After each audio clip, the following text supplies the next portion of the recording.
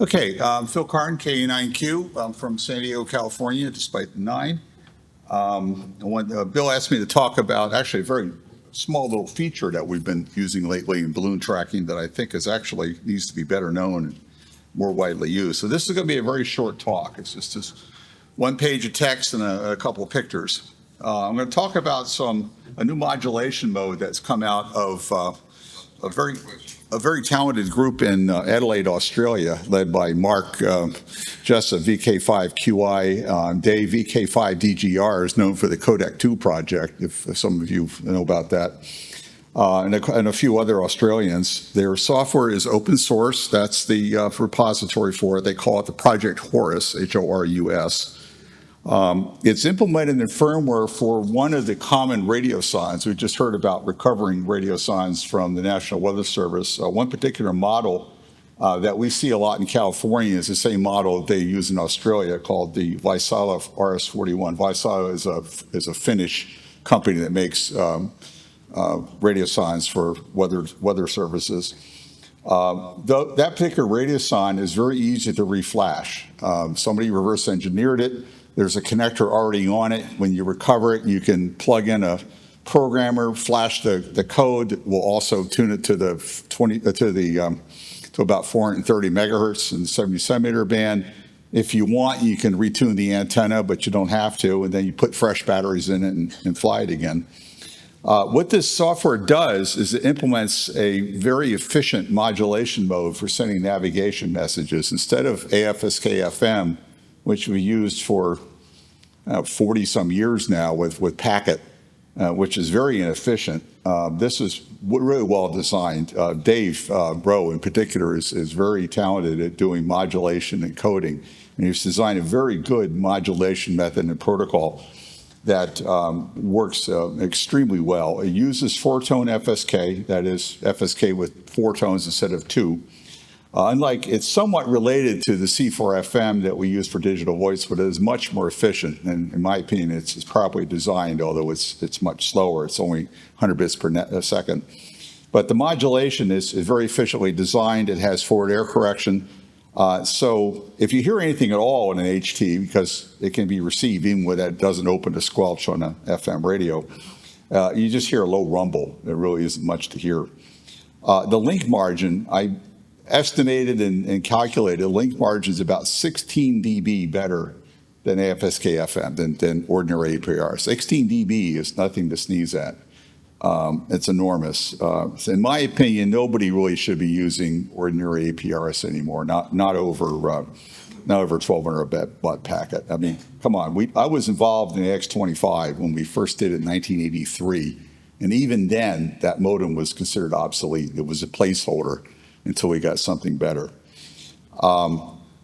Basically, this modulation method just works. It sends a nav message about every 2 or 3 seconds, then there's a pause, and it sends another one. So it's even faster in terms of getting a fix through than APRS. It just works extremely well. In Southern California, we have a network of remote receivers that can receive both the weather service frequencies and the ham frequencies that we fly balloons on. One of the receiver sites is on Toro Peak. It's a mountain not far from the Salton Sea. That's about 9,000 feet above sea level, but it's about 100 kilometers from my house. It's not close. And one night I was testing one of these converted radiosondes, and I just turned it on and happened to sit it down on my bed in my bedroom, not expecting it to hear it, and it picked it up 100 kilometers away, transmitting about 50 milliwatts or so, just lying down on the bed, heard it 100 kilometers away. This stuff gets through. Once you've used it, you never want to go back. It can be received using a Raspberry Pi and any of the common software-defined radio dongles like the RTL SDR. It can also be used with my own multi-channel receiver I'm calling KA9Q that can receive lots of channels at once. This has come in occasionally handy at the high school where I mentor, Mount Carmel High School in San Diego. And sometimes we launch more than one balloon at a time, and having a whole pile of RTL SDR dongles, one for each, is kind of convenient. So with my receiver and a suitably wide front end, we can hear a whole bunch of them at once. It also comes in handy just when tracking the regular Weather Service balloons, because sometimes there can be half a dozen or a dozen of those things on the air at a time. Whenever there's a Falcon launch from Vandenberg Space Force Base north of LA, you can always tell when one's about to happen because you'll see just a flurry of weather balloons going out there starting hours before the launch, like every hour or half hour or whatever. In fact, they often scrub launches because of high altitude winds, but that's how they know. And I've seen, I don't know how many of those things flying at once, and it's really handy to be able to see a lot of them. We've already heard about recovering these balloons. I'm very fortunate that I live very close to a launch site. I don't know if you can see this, but I guess we don't have a pointer, but over in the lower right corner, there's a marker that says radiosonde launch point. In the middle here, this is Miramar Marine Corps Air Station. It used to be known as NAS Miramar. It's where the Top Gun school was that was made famous a few decades ago. But I live just west of it on the other side of this freeway on the left side of 805, and the launch site is down there in the southeast. So I live very close to one. I didn't know this for a long time until I think I found one guy who was receiving these radiosondes and had recovered them. He had written an article in QEX some years ago, and his name was Ryan Gilmanis, WW6RAG.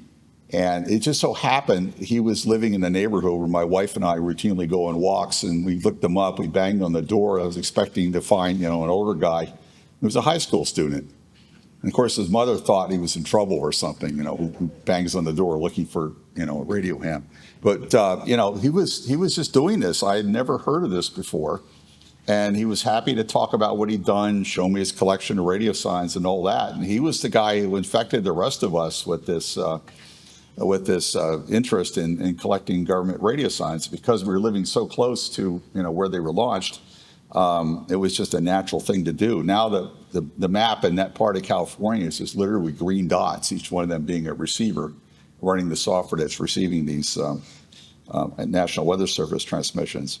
This was the very first one I recovered, so I finally remember this one. This was a cemetery not far from where I live. This is exactly where it landed. You can see the remains of the balloon in the middle, and the radiosonde on the left, and the string hanging over the fence. This was also probably one of the easier ones I ever recovered. The first one's always easy. And then it gets harder and harder. They land in the desert, really rugged areas, whatever. This one was really easy. This is what the RS41 looks like, the one that we refly and reprogram with this software. As you can see from the scale, it weighs 84 grams with the batteries inside. So it's too heavy to fly in one of those round-the-world balloons, but it's plenty for a fairly small latex weather balloon, what we call pop and drops. And you probably can't read the label on it, but it says harmless weather instrument. I've always liked that one, harmless weather instrument. It is not dangerous. Please do not return to the NWS, recycle or dispose of properly. So we can grab these things and reuse them without any guilt at all, because they don't care to have them back.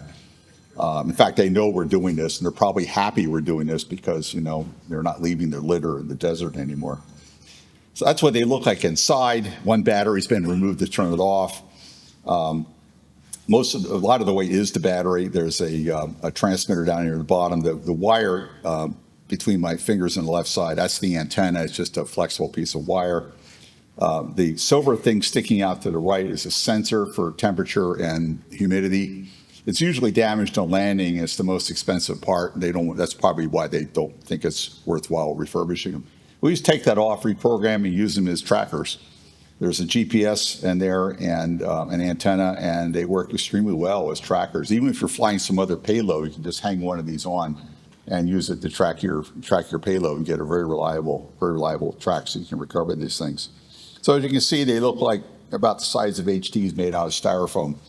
One of our guys, KQ6RS, Randy, has recovered at last count over 400 of these things. I think he's addicted. I mean, there's a leaderboard. I think he's still not number one, but he's close. I think some guy somewhere has gotten over 500 of these things. I think it becomes an addiction.